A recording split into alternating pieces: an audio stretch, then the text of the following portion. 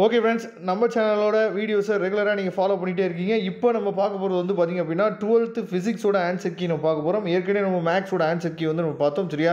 இப்போ ஃபிசிக்ஸோட answer key நம்ம ரொம்ப தெளிவாக பார்த்துடலாம் சரியா.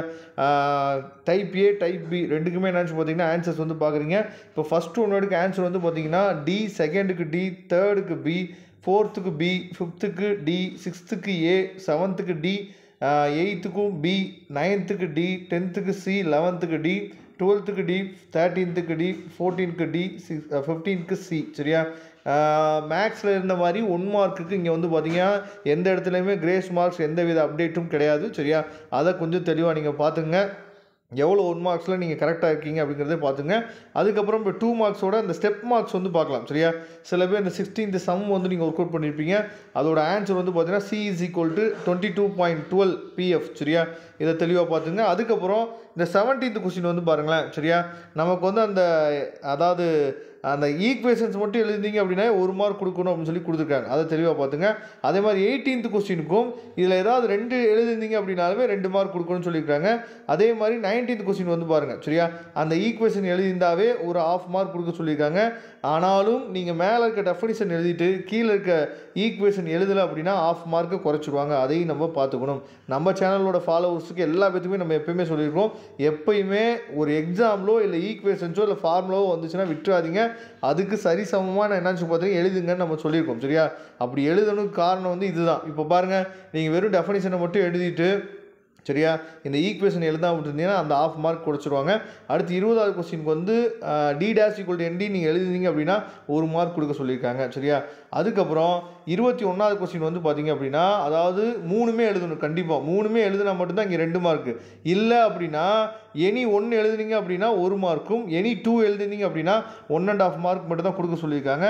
இதை தெளிவாக நீங்கள் பார்த்துங்க வேவ் ஃப்ரண்ட்டுக்கு சரியா. அதுக்கப்புறம் 22வது கொஸ்டினுக்கு அந்த சர்க்யூட் வந்து கொடுத்துருக்காங்க. இந்த 2 சர்க்யூட்டில் எது வேணாலும் நீங்கள் ட்ரா பண்ணலாம். 23வது கொஸ்டின் வந்து பார்த்தீங்கன்னா அதாவது ஸ்டாப்பிங் பொட்டன்ஷியல் சரியா. இதை தெளிவாக நீங்கள் பார்த்துங்க. அதுக்கு என்ன கொடுத்துருக்காங்க அப்படிங்கிறது நீங்கள் பார்த்துங்க சரியா. 24வது question compulsory question R is equal to 0.5 அப்படிங்கிற ஆன்சர். அதுக்கு வந்து சப்ஸ்டியூஷன் பண்ணி எழுதுறதுக்கு 1/2 மார்க்கு, மேலே இருக்க அந்த ஈக்குவேஷன் ஃபார்முலா எழுதுறதுக்கு 1 மார்க்கு.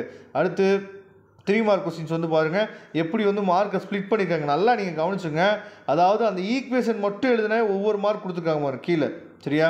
இதெல்லாம் வந்து நம்ம சேனலோட ஃபாலோவர்ஸ் நல்லபடியாக எழுதிருப்பீங்கன்னு நான் நினைக்கிறேன். ஏன்னா நான் போட்ட எல்லா வீடியோலுமே இதை சொல்லிகிட்டே இருந்தோம் சரியா. ஆன்சர் கீயை பாருங்கப்பா, ஆன்சர் கீயை பாருங்கள், அப்போ தான் நமக்கு ஒரு ஐடியா கிடைக்கும். ஆன்சர் கீயில் இதெல்லாம் கொடுத்துருக்காங்க அப்படிங்கிறத நம்ம சொல்லியிருக்கிறோம். எல்லாத்துக்குமே தெளிவாக கொடுத்துருக்காங்க. அடுத்து 29வது கொஸ்டின் வந்து any 6 properties of EM waves சரியா.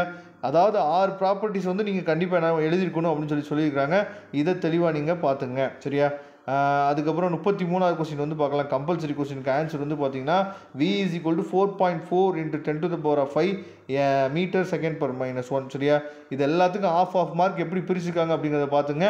அதே மாதிரி இது வரைக்கும் எந்தவித கிரேஸ் மார்க்கும் ஃபிசிக்ஸ் வந்து இல்லை சரியா. அதுக்கப்புறம் ரொம்ப முக்கியமானது ஃபிசிக்ஸுக்கு டயக்ராம் சரியா. டயக்ராம் எல்லாத்துக்கும் ஒவ்வொரு மார்க் கொடுத்துருக்காங்க. ஈக்குவேஷன்ஸுக்கு வந்து பார்த்தீங்கன்னா ஒவ்வொரு மார்க் வந்து ஸ்ப்ளிட் பண்ணி கொடுத்துருக்காங்க. அதை தெளிவாக நீங்கள் பார்த்துக்குங்க சரியா. டயக்ராம்ஸ் வந்து எப்படி ஸ்ப்ளிட் பண்ணியிருக்காங்க, மார்க் வந்து எப்படி ஸ்ப்ளிட் பண்ணியிருக்காங்க அப்படிங்கிறத நீங்கள் பார்த்துக்குங்க சரியா. எந்த இடத்துலையுமே ஃபிசிக்ஸ்க்கு வந்து பார்த்தீங்க அப்படின்னா அதாவது மார்க் வந்து மேக்ஸ் மாதிரி ஸ்ப்ளிட் பண்ணி கொடுத்துருக்காங்க. ஆனால் எந்த இடத்துலையுமே கிரேஸ் மார்க் அப்படிங்கிற அப்டேட் வந்து எங்கேயுமே உங்களுக்கு கிடையாது ஃபிசிக்ஸை பொறுத்த வரைக்கும் சரியா. இதோட PDF லிங்க் நான் டிஸ்கிரிப்ஷன் பாக்ஸில் கொடுத்துருக்கேன், எடுத்து யூஸ் பண்ணிங்க. உங்களுக்கு எந்த வித ஹெல்ப்னாலும், கல்லூரி சம்மந்தமாக எந்த வித ஹெல்ப்னாலும் நீங்கள் நம்மளை தொடர்பு கொள்ளலாம்.